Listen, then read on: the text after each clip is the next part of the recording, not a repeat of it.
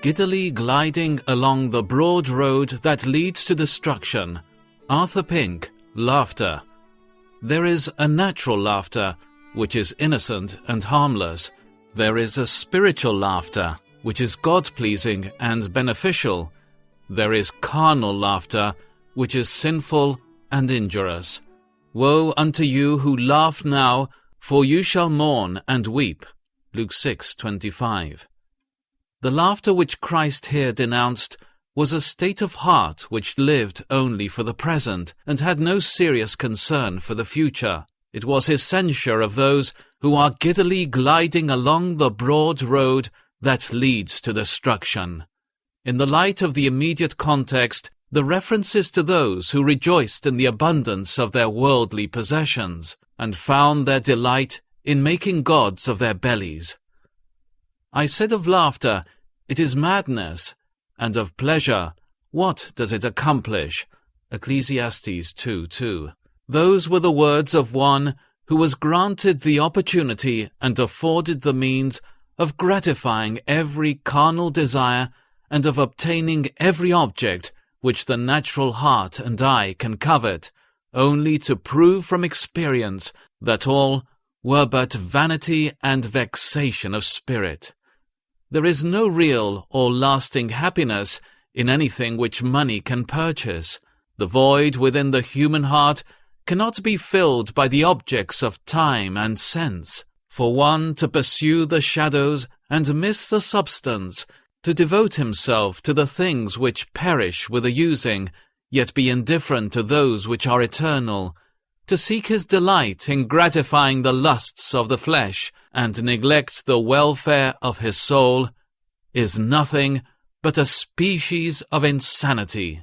For as the crackling of thorns under a pot, so is the laughter of the fool. Ecclesiastes 7:6. All who see me laugh me to scorn. Psalm 22:7. So far were they from pitying him, they added to his afflictions with their ribaldry, making jest of his very sufferings.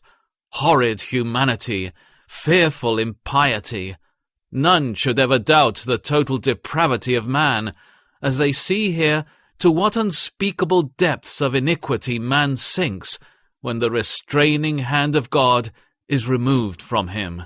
The spectators of the dying Redeemer's agonies exerted the utmost of the venom of their hearts upon him. This was a diabolical laughter. There is also a divine laughter, which is dreadful and disastrous. To such David referred, "He who sits in the heavens shall laugh," Psalm 2:4, which is the laughter of derision against those who think to defy him with impunity. And again God says, "I also will laugh at your calamity. I will mock when your fear comes," Proverbs 1:26, which is the laughter of divine retribution.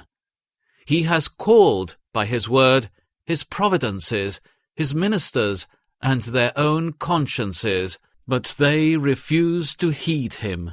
They were neither melted by the abundance of his mercies, nor awed by the dreadfulness of his threats.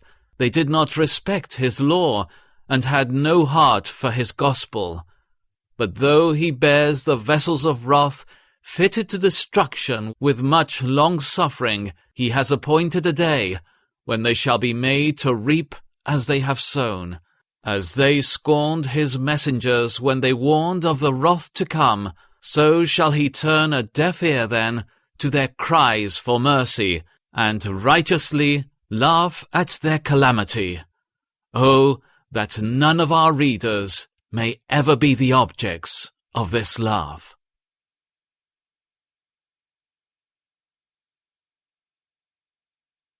This is my Father's world, and